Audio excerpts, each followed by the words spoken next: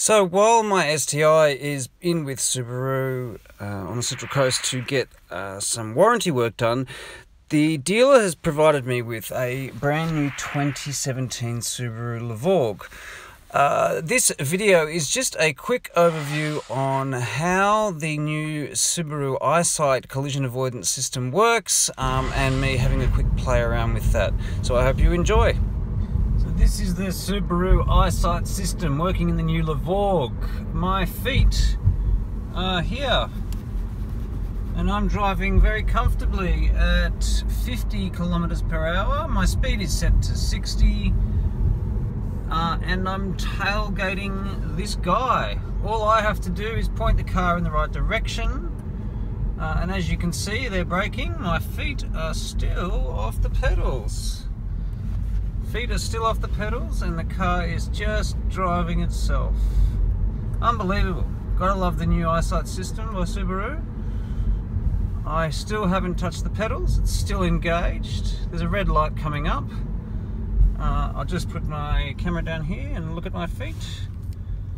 Still haven't touched anything and I am stopped at a red light. Driving away, driving away, driving away.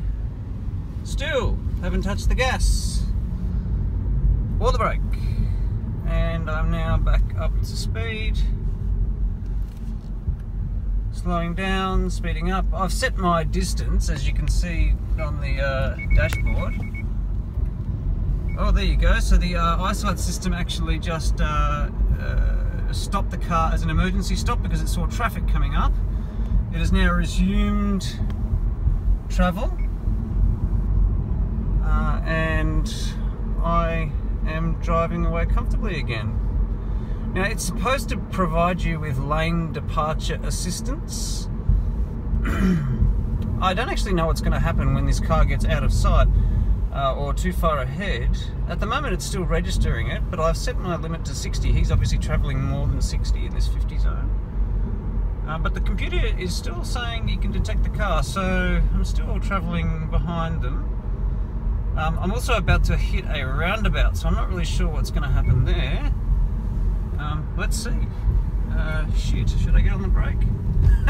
No, still not on the brake. Car has stopped. Oh, and shit its pants. It's going again. Oh, car has disappeared. So it has lost lock. Oh, and it's resumed lock to the car. Lost lock again. So the icon has turned white. Yep, there you go, it's picked it up again. So, oh, lost that again. Still just assuming that I am close, and yeah, it's locked on again. So, I handled the roundabout fine. So before I was rudely interrupted by a roundabout, I was going to see if the lane departure assist works. So what I will do is, once it's clear, is scoot out of my lane by accident and let's see what happens. I'm supposed to be told that I have lost attention or focus from my driving, so I'm going to slowly merge out into the side here. Oh, yep, there we go. So I get warnings on the dashboard and I get warnings on the heads-up display. So as you can see, there's a little green light there. If I go out of my lane, so let's do it again, that green light that you can just see should blink yellow. Yep, there we go. So it's telling me I'm out of my lane. Great. The car in front of me is braking again. Again, I still have not touched the gas. My feet are still here. Oh, the car is pulling away, stopping. No, car is resuming its drive. I'm going to get a little bit iffy about what we're about to do now, which is go around a corner. And it is turned off once we've lost lock. Okay, so the Eyesight system has disabled itself, as you can see. It's now off once I went around that particular corner, because obviously it detected that the corner was too large for the system to correctly engage, or too harsh, and it turned itself off. So I'm now driving manually again. I'm back on my pedals. Driving normally, Unfortunately, there is supposed to be an automatic braking function in this car as well, but I'm very reluctant to test that out because this is not my car. This is a rental car or a loaner car from Subaru itself while they fix some body work problems with my STI. So I'll just continue to drive here. I'd really love to see what happens if I try and hit something. It is supposed to brake for me. Anyway, let's carry on driving and see what happens. I'm just trying to find something that I might be able to potentially hit. What about this thing here, hey? I'll cover the brake. Oh yeah, it worked. So, I don't know if you saw that. As it came close, the system shit its pants. I'll do it again. I'll run straight into this. Yeah, I don't... I'm too much of a pussy to proceed with getting close to hitting that thing, so I'm not going to be doing that. Let's just sit back up here and watch my console on my road. So I can set coast behind this Subaru in front of me. Oh, they're turning, so that's going to be routed. Oh yeah, it's resumed coast.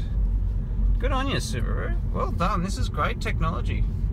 I've got to say, I've got to give credit where credit's due. Subaru have done a stellar job with this eyesight system in the Levorg. I'm super impressed. So, yeah, go to Levorg, go Subaru. Well done. Love to test it out more, but I should probably stop fucking around and driving the car in circles around town. I'll just turn off here.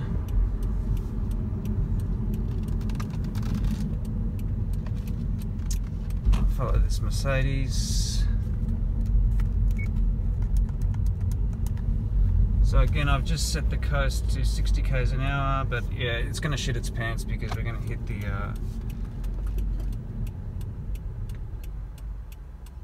I really love to test this braking thing, but I probably shouldn't do that. Alright, let's just go out across here. The power in this car is super impressive. It is a WRX motor, so you know it goes without saying that it's got nuts. But yeah, the Levorg's a great car. I'll give Subaru full credit. I see the eyesight system is fantastic. The Levorg's got balls. That Subaru system, that Subaru WRX FA20 motor that's in this car with this twin scroll turbo gives you boost from as low as 1,500 to 2,000. So anyway, that's it for now. I'm going to park the car just around the corner here, and I'll post this up shortly.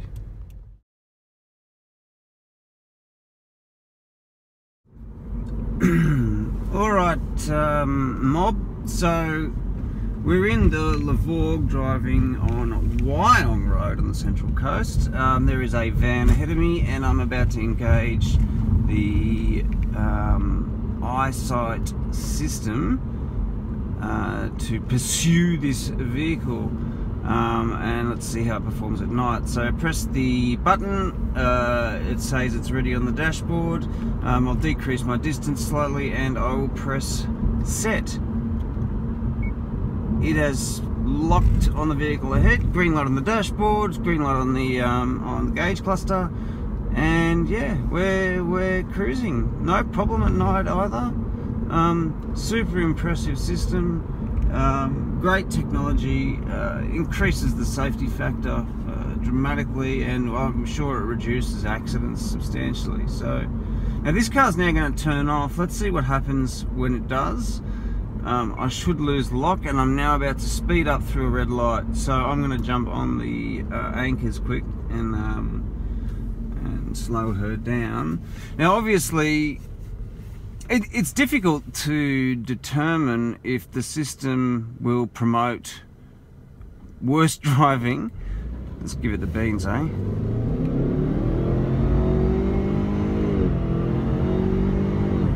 That's 100 k's an hour. That's pretty slick, pretty fast for a wagon.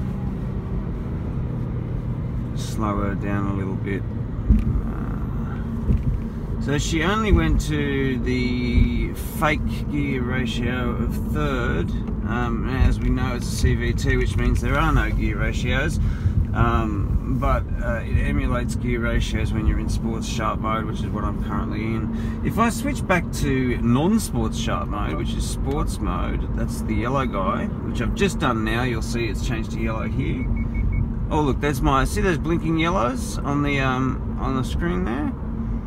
Those blinking yellows are telling me I'm drunk and I've driven outside of my lanes. So I'll do it again, and we'll go back out onto this main road.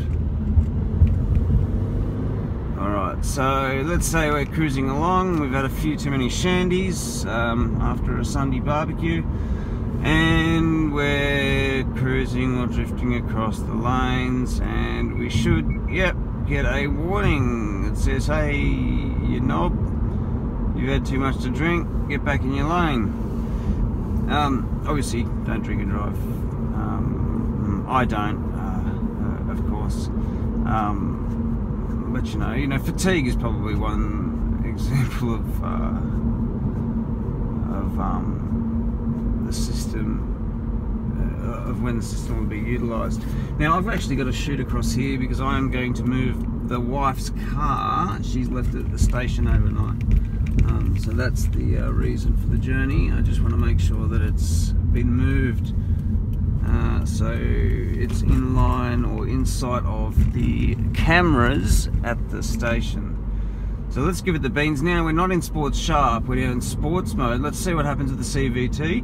In theory, it should just hover around 3,000 to 4,000 RPM and maintain it. So that's the beans. No, so even sports mode, for some reason, is shifting gears, shifting fake gears. I don't understand how you're supposed to get it to do the thing that it's supposed to do without the thing, you know? It's CVT should be maintaining a constant velocity, ergo the name CVT. There's the wife's car. Let's pull in here into the stations. It's Tuggerah Station, Central Coast, and the wife's very nice looking Peugeot 406. I'll give you a little glimpse of that. Look at that car, what a beauty. Very very hard to find these cars, especially one in that good condition.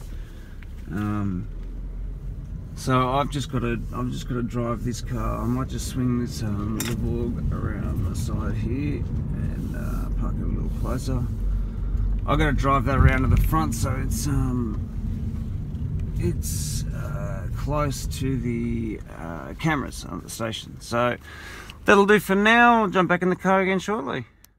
So in a nutshell, what do we say about the Levorg? Great car, power's good, handling's great, and the eyesight system, absolutely fabulous. If I were you, I'd give it a go. So take it easy, guys, and we'll catch up next video.